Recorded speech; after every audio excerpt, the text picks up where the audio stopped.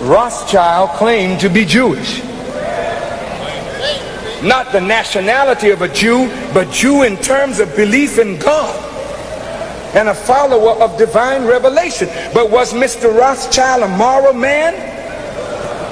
Here's a man that had 5 sons, and he sent his 5 sons into 5 countries.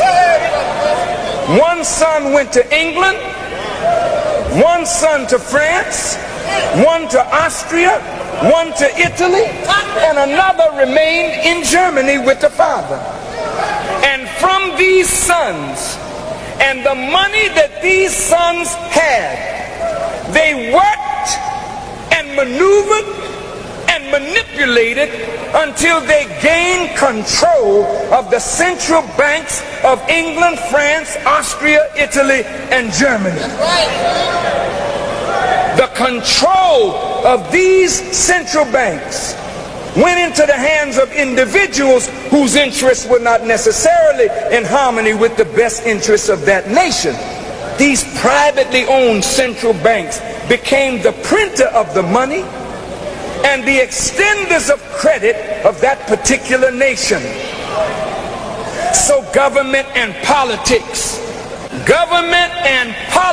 in Europe was always controlled by the money interests. Wars were fought, and in order to fight a war, governments had to borrow money. They borrowed money from these central banks. The central banks waxed rich because they loaned money and charged interest, then took over when one side prevails against the other.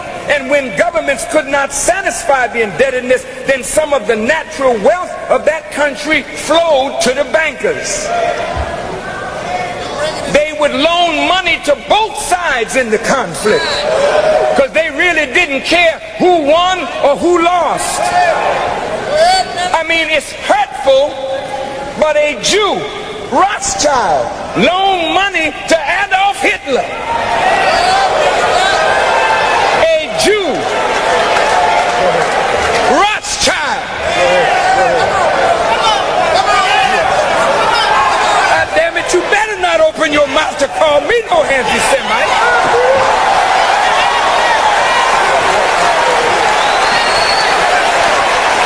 Rothschild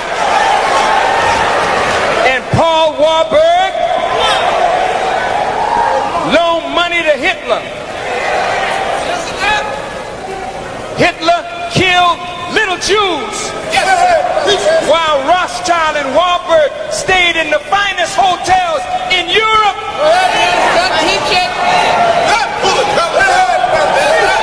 But damn it, if you can't call Rothschild anti-Semitic and Warburg an anti-Semite, then don't you open your mouth against me. Do you know why I'm teaching this subject on Jesus Saves? Because after I say what I'm saying today, if I ain't got a Savior, I'm sure gonna need one after I say what I say today.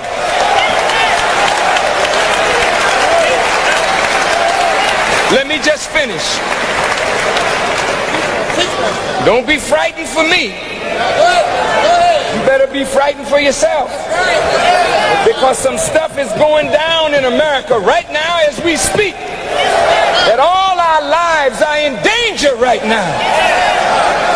And I've got to sound the alarm, brothers and sisters. I don't care nothing about my life.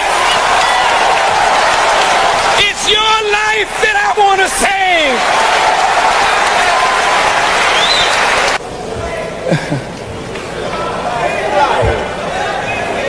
Oh, this is heavy, man.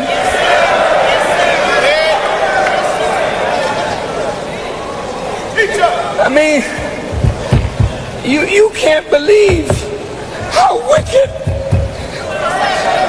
how low down and rotten. Wait a minute. You can't believe how wicked these people are to play games with your lives and the lives of your babies. Create a war just to get more money, to charge more interest, and send your baby babies to die for bullshit.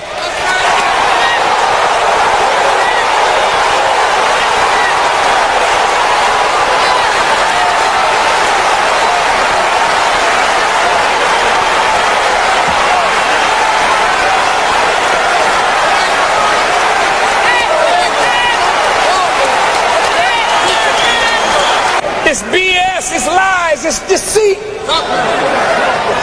And the American people went to war in 1917. And black people sued to become a part of the war. Because we didn't want to be left out of America. So America signed us up to fight the war. And black men died. But they don't know what the hell they were dying for. And neither did the white ones know what they were dying for. But the man of sin gotta be revealed. And I thank God that he put it in my heart. I don't have no fear of those bastards. I want to expose them all. God is present. God is in the world. And I'm going to prove to you by my life that God has power to save. Don't worry about me. Go ahead. You better worry about yourself.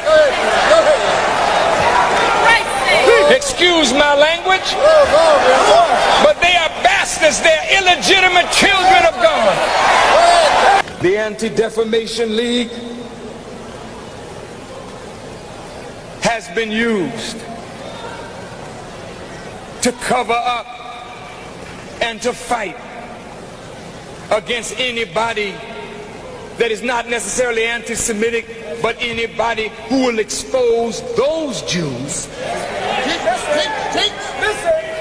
who have been at the root of the control of the banking system of the Federal Reserve.